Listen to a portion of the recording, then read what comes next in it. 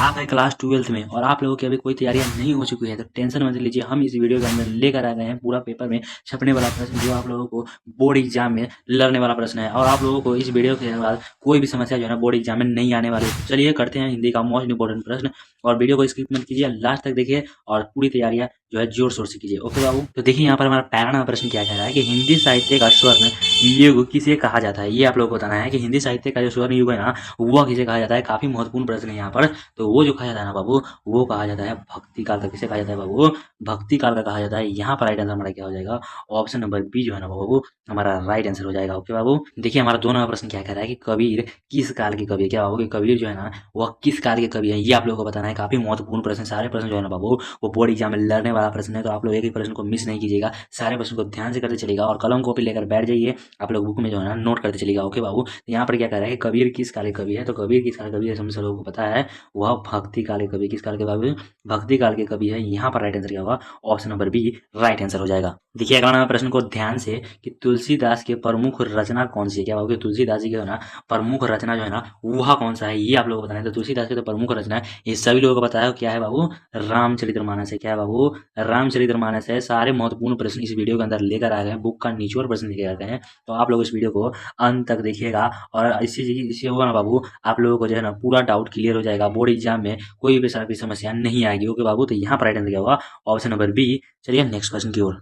कि सूरदास किस भाषा में रचना करते हैं, ये आप लोगों को बताना है। तो सूरदास ये सभी लोगों को पता होगा, वह किस में करते हैं बाबू? ब्रज भाषा में। किस में करते हैं?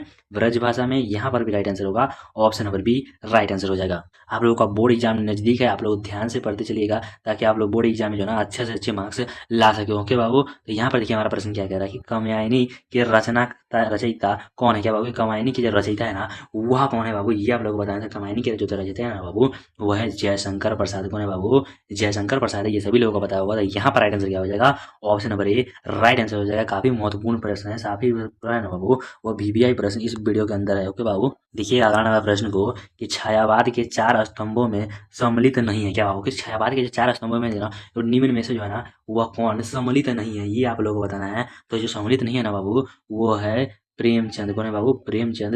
बाकी निराला, पंत प्रसाद जो तीनों है ना बाबू वह छायावाद के संबंधित है। ओके बाबू, यहाँ पर राइट आंसर क्या होगा? Option number D right answer हो जाएगा। काफी महत्वपूर्ण प्रश्न है कि एक भी प्रश्न को मिस नहीं करना है, सारे प्रश्न को ध्यान से करते चलना है ताकि आप लोग को बोर्ड एग्जाम में जो समस्या जो है नहीं आए। ओके बाबू, क्योंकि बोर्ड एग्जाम का जो है ना ज्यादा समय नहीं बचा है। तो यहाँ पर देखिए हमारा 7 नंबर प्रश्न क्या कह रहा है कि प्रेमचंद का वास्तविक नाम क्या था। ये आप लोग को बताना है कि प्रेमचंद का जो वास्तविक नाम था ना वह क्या था बाबू, ये आप लोग को बताना है। तो प्रेमचंद का जो वास्तविक नाम है ना बाबू वो है धनपत राय। क्या है बाबू? वो है धनपत राय है। यहाँ पर राइट आंसर क्या हो जाएगा? ऑप्शन नंबर ए राइट हो जाएगा।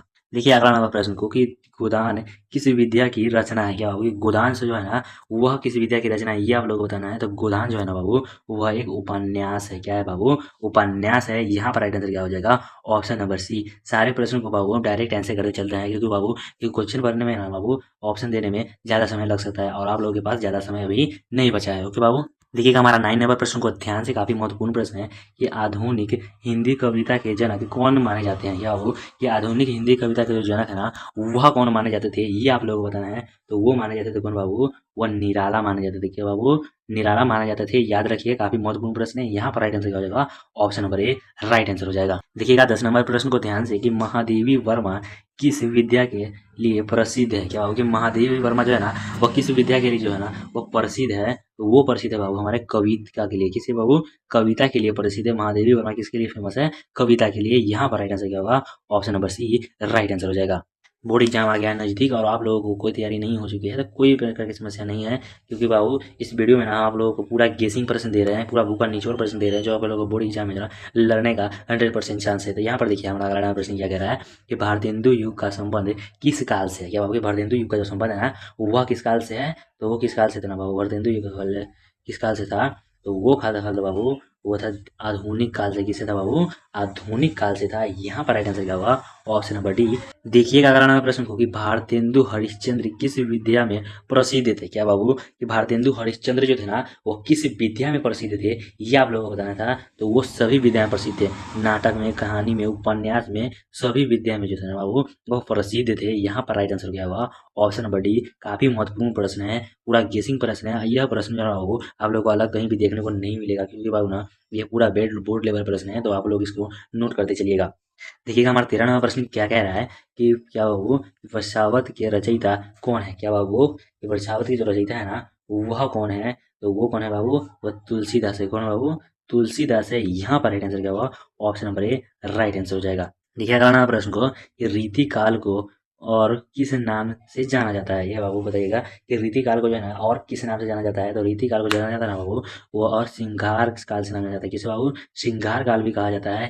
याद रखिएगा यहाँ पर राइट आंसर क्या होगा? Option number A right answer हो जाएगा।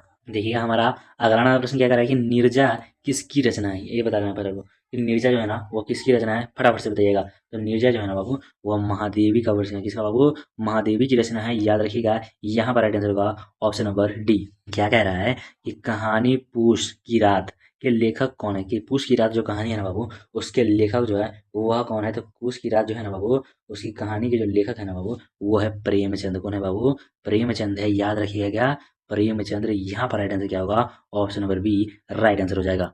देखिएगा 17 नंबर प्रश्न को ध्यान से कि हिंदी का पहला उपन्यास कौन सा है? बाबू काफी महत्वपूर्ण प्रश्न है यहाँ पर कि हिंदी का जो है ना बाबू वह पहला उपन्यास जो है वह कौन सा है ये आप लोग को बताना है। तो हिंदी का जो पहला उपन्यास था ना बाबू वो था परीक्षा गुरु। कौन था बाबू?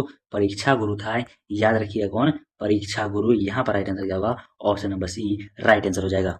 अगला नंबर प्रश्न को ध्यान से देखिएगा कि राम की शक्ति पूजा किस कवि की रचना है? बताइएगा कि राम की शक्ति पूजा की जो है वो किस कवि की रचना है? ये आप लोग बताना है। तो राम की शक्ति पूजा का है ना बाबू वो किस कवि की रचना है? ये फटाफट से बताइएगा। तो वो है बाबू हमारे निराला का। किसका है बाबू?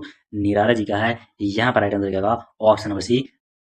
देखिएगा 19 नंबर प्रश्न को ध्यान से कि अवधी भाषा के प्रमुख कवि कौन सा है? काफी महत्वपूर्ण प्रश्न है यहाँ पर कि अवधी भाषा के प्रमुख कवि कौन है? ये तो सभी लोगों को पता है। वो है बाबू हमारे तुलसीदास। कौन है बाबू? तुलसीदास है। यहाँ पर राइट आंसर क्या होगा? Option number B right answer हो जाएगा।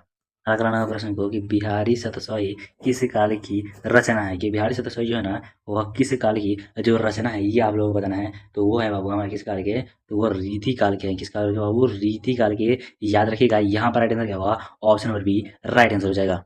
देखिएगा कि निराला का वास्तविक नाम क्या था? क्या बाबू कि निराला का जो वास्तविक नाम था वह क्या था? ये प्रश्न जो है ना बाबू बोर्ड एग्जाम में बार बार पूछा जा रहा है कि निराला का जो वास्तविक नाम था वह क्या था? तो याद रखिएगा वो था बाबू सूर्यकांत त्रिपाठी। क्या था बाबू? सूर्यकांत त्रिपाठी। काफी बच्चों को ये पता होगा कि इस निराला जी का जो वास्तविक नाम था वो क्या था बाबू? सूर्यकांत त्रिपाठी। याद रखिएगा यहाँ पर राइट आंसर क्या होगा? Option number A.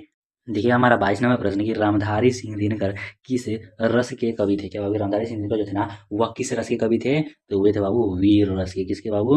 वीर रस के कवि थे। यहाँ पर राइट आंसर क्या होगा? Option number C right answer हो जाएगा। Option number C. देखिए आपका 23 नंबर प्रश्न क्या कह रहा है कि उर्वशी किसकी रचना है? क्या होगी उर्वशी किसकी रचना है? ये तो सभी लोगों को पता है कि उर्वशी जो किसकी रचना है वह दिनकर जी की रचना है। किसकी बाबू? दिनकर जी की। यहाँ पर राइट आंसर क्या होगा? Option number A right answer हो जाएगा। देखिए 24 नंबर प्रश्न को ध्यान से कि कहानी ईदगाह का प्रमुख पात्र कौन सा है? जो ईदगाह कहानी है ना बाबू उसका प्रमुख पात्र कौन सा है? बताइएगा। तो उसका जो प्रमुख पात्र है ना बाबू वो है हमीद। कौन है बाबू? हमीद है। आप लोगों को पता होगा। यहाँ पर राइट आंसर क्या होगा? Option number B right answer हो जाएगा। यहाँ पर देखिएगा हमारा अगला प्रश्न क्या कह रहा है कि साकेत के रचयिता कौन है? क्या बाबू? साकेत जो है ना उसके रचयिता कौन है? तो उसके रचयिता तो आप लोगों को पता होगा वो है प्रसाद। कौन है बाबू? प्रसाद है। यहाँ पर राइट आंसर क्या होगा? Option number C right answer हो जाएगा। इस वीडियो को देखने के बाद ना बाबू आप लोगों को बोर्ड एग्जाम में जो है ना किसी प्रकार की समस्या नहीं आने वाली है क्योंकि बाबू ना बोर्ड एग्जाम का जो है ज़्यादा समय नहीं बचा है और आप लोगों की तैयारी अगर वीक है तो कोई दिक्कत नहीं है। आप लोग इस वीडियो को अंत तक देख लीजिए और हमारे क्लास के साथ ऐसे जुड़े रहिए। आप लोगों की पूरी तैयारी जो है ना वो अच्छे तरीके से हो जाएगी। क्योंकि बाबू तो यहाँ पर देखिए हमारा अगला प्रश्न क्या कर रहा है कि हिंदी नाटक के जनक किसे माना जाता है? क्या बाबू? हिंदी नाटक के जो जनक है ना वह किसे माना जाता है ये आप लोग बताना है। तो हिंदी नाटक के जो जनक है वह किसे माना जाता है? तो वो माना जाता है बाबू भारतेंदु को। किसको माना जाता है? भारतेंदु को माना जाता है। याद रखिएगा यहाँ पर देखिएगा राइट आंसर हो जाएगा ऑप्शन नंबर बी। देखिए 27 नंबर प्रश्न को ध्यान से कि मधुशाला के कवि कौन है? तो मधुशाला के जो कवि है ना बाबू वो है हरिवंश राय बच्चन। कौन है बाबू? हरिवंश राय बच्चन। यहाँ पर राइट आंसर होगा ऑप्शन नंबर ए। या 28 नंबर प्रश्न को कि आधुनिक कहानी के प्रवर्तक कौन माने जाते हैं? आधुनिक कहानी के जो प्रवर्तक है वह कौन माने जाते हैं बाबू? तो वो जो माने जाता है ना बाबू वो माने जाते हैं प्रेमचंद। कौन माना जाता है? प्रेमचंद। याद रखिएगा यहाँ पर राइट आंसर होगा option number A. Without option हम आप लोगों को डायरेक्ट आंसर करते चल रहे हैं ताकि आप लोगों को ज़्यादा समय नहीं लगे। ओके बाबू। तो यहाँ पर देखिए हमारा अगला प्रश्न कि गीतांजलि के रचयिता कौन है? कि बाबू कि गीतांजलि की जो रचयिता है वह कौन है? तो गीतांजलि की रचयिता हम लोगों को पता है वो है टैगोर। कौन है बाबू?